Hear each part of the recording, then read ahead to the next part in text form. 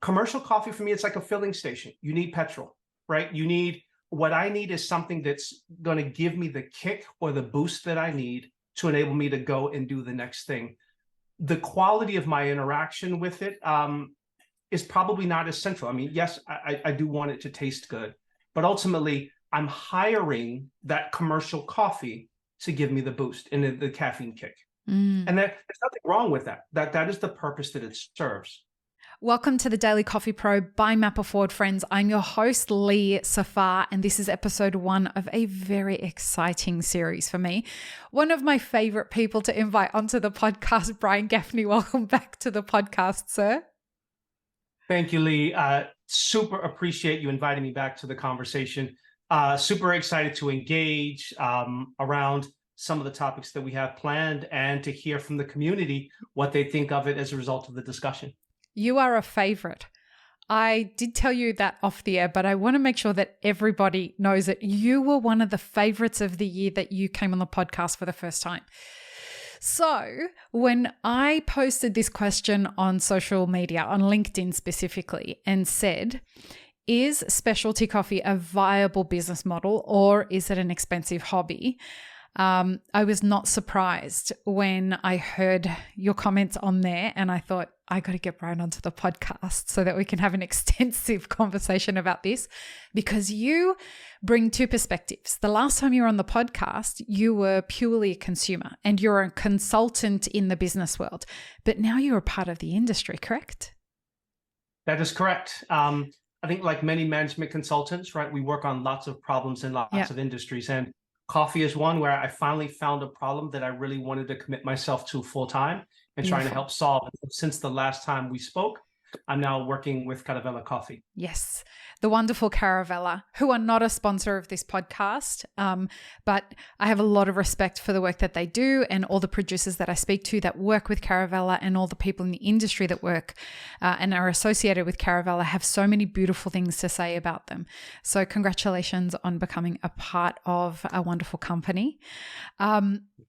So we, in this series, are going to talk about that LinkedIn question, which is specialty coffee a viable business model? Before we dive into that, can you tell people what you do in the industry? Sure. Ultimately, within the industry right now, my role is to help Caravela best position itself to be a really good partner to the producers from whom it sources, and then to be a good partner to the roasters to whom it sells coffee. Mm-hmm. And how do we facilitate that information? How do we facilitate that value? How do we maximize the value that we can add to that high quality coffee from these very skilled producers, so that roasters who share these values and this vision can have that to be able to feature in their program and on their menu. Awesome. Now, from the other side, where you are a consumer, can you help remind our audience your role as a consumer? Because this is really important part of the puzzle. Sure. And so it's really funny. Part of the existential crisis that I had joining the industry was, how do I shift what's become my online identity as a consumer, coffee adjacent, to becoming someone who is now coffee aligned? But yes, as a consumer, and I consider myself a very pro-producer consumer, meaning for me, I am really passionate about finding producers whose coffees that I love, and then I follow those producers around the world to whatever roaster happens to be roasting their coffees. And whether or not that roaster is in Dubai, they're in the UK, they're in Singapore, they're in Chile, like as long as they're willing to ship to me here in Brooklyn, New York, and they're featuring that producer's coffee, that's what I want to buy. Now, in your experience, as we start this conversation into the business models, is your way of participating as a consumer in this industry the typical way a consumer participates in specialty coffee? Absolutely not. I'd like to believe I think my path in is similar to a lot of consumers.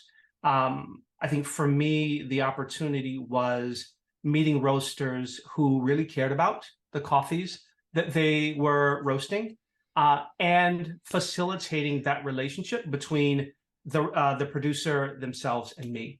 Mm-hmm. So by learning about Mauricio Chata in Colombia. I'm drinking quite a bit right now of Sebastian Ramirez, again, another producer out of Colombia, Luis Anibal Calderon. But finding roasters who tell their stories. And so that I understand as a consumer, it's not only what I'm drinking, but who am I drinking? Whose work am I consuming? And so that for me was the beginning of the romance. That for me was really the beginning of the passion, when it wasn't about a product anymore, but it was about a people connection. And so understanding that there was a person who grew the coffee, there's a person who roasted the coffee, and now there's a person who prepared the coffee, whether or not that was the barista at my local cafe or whether or not that was me at home. We were collaborators, and that we were co-laboring. And so getting to know then my co-laborers in this process was really important to me. And when I started asking who questions, again, the relationships deepen than if you simply ask the what question based on a product. Now, I assume you eat fruit. Yes, I do. Okay. Do you approach... Why would you assume that? I'm curious. Because I guess everybody eats fruit and everybody eats vegetables, right? Now, the reason I'm asking this question is because do you take this same approach with the other agricultural products that you consume? Not all, no. Where I find it's possible. So it's probably less around fruit and veg as much as it is sometimes around, for me, like I'm a meat eater. And so when we think about the farm to table movement, for me, coffee is very similar, except that in farm to table, we typically think about geography and local. And for me, then coffee is less necessarily about local in proximity, but local in intimacy and in relationship. And so it is a matter of going to restaurants where chefs do identify the farms and the farmers with whom they're working to source their meat, their vegetables, et cetera. It is being interested in going to restaurants that exist on a farm, and so they can share with you the process of growing these vegetables. So again, where there is that connection to people and place, and how that results in, something that can be consumed. For me, again, now it's not simply I'm having a bowl of pasta or, a particular salad, but I'm literally kind of consuming the story, right? I'm consuming the work and the narrative. So yes, where I can in other categories, not even just food, but where I can do it in other categories to have that relationship. Sure. Furniture, interestingly enough, is an opportunity, a way that you can do that, to not only learn about the craftsperson, but even where they source the wood if they're building a particular piece of furniture. That kind of exploration really for me started in coffee. And then as a result of that, I've kind of broadened it to other categories. Yeah, that's really beautiful. I consider myself someone who's like a conscious eater. Like I care about where everything comes from that I'm eating. So I really resonate with that. Through my own journey of understanding what my relationship is to these agricultural products and the way I consume things, I came to realize how much of a luxury it is. And it's a position of, I don't like overusing this term, but it is a position of privilege to be able to pick and choose how I want to participate. And this really does bring us into this kind of thing that's at the center of our conversation over this series, which is specialty versus commercial as a business model. And the one thing that I have come to accept is that the two different business models service two different kind of clients. Essentially, when they're being intentional.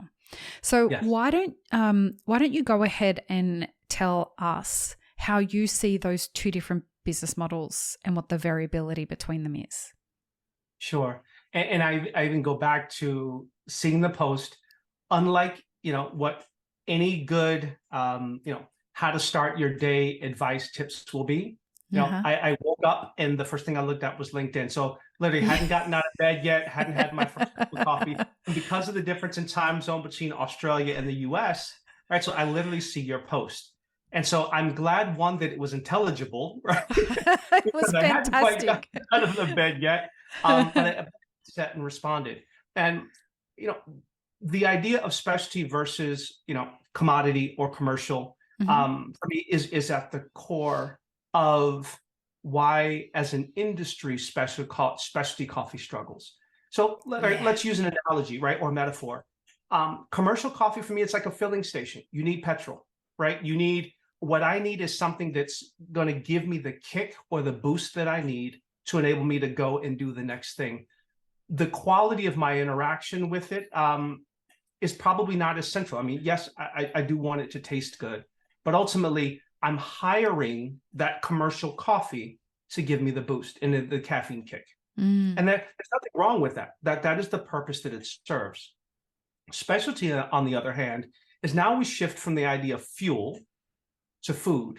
So now I'm looking for something that is culinary. Now I am looking for a flavor experience. Now I am looking for something to not simply sip and go, but I may actually sit with it, right? Because now the product and specialty is the point of the experience. This episode of the podcast is brought to you by Mapper Forward's first on-demand workshop, How to Become a Coffee Consultant, available now online for you to learn at your own pace with a certificate available upon completion.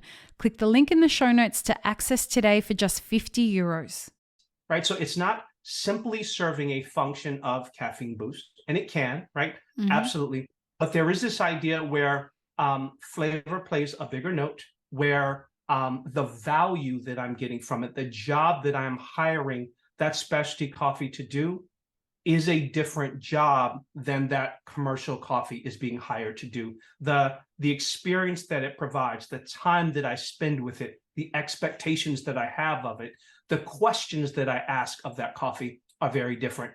Much like I don't think most people think about where their gas comes from, right? The gas comes from the pump. I don't think many people think beyond that. In a similar way that their commercial coffee comes from wherever they buy it. The story behind that, not necessarily as important. But once we shift to thinking about specialty coffee as a food item, we ask it a lot of different questions, right? We interact with it very differently. The vessel through which we drink and consume it changes, right? It's no longer that to-go cup with that kind of plastic lid and you tear it so you can sip as you go, right? Now there's likely a nice ceramic or a nice porcelain or like nice glass mug out of which you're drinking it, right? Because the relationship is different. And so for me, at the heart of commercial versus specialty, it is what job am I hiring it to do? And what experience am I expecting to have with it or to receive from it? I have to ask you, do you think that most consumers disseminate the difference in the same way between the two, the same way that you do?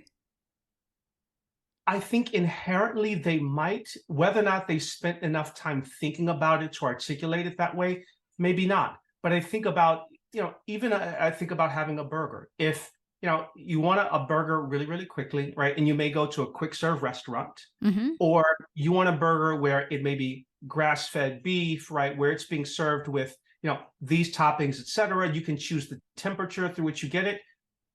A person may say to themselves, I want a burger, right? And so, but the decision that they make around where they go, the quick serve restaurant or the fine dining that serves the burger, they've, even if only implicitly and subconsciously, they're looking to have a different experience. And so I do think specialty consumers, they do differentiate and make the distinction. It may not be as conscious as the way that I just talked through it. Right.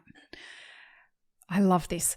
In the next episode, we're going to look specifically at the difference between these two business models, like what drives a business to decide to serve commercial grade coffee and run their cafe from that mindset. So the 7-Elevens, let's have a think about those kinds of things. And then we're going to compare that to the specialty coffee model and have a conversation about profit models, because it is still surprising to me how much money people don't realize there is not in specialty coffee.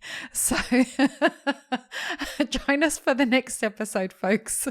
Peace, love, and peanut butter. Have an amazing rest of your day. Thanks, friends. If you enjoyed this video, here's what you should check out next. Consider supporting Mapper Forward on Patreon and be sure to subscribe and hit the notification bell before you leave.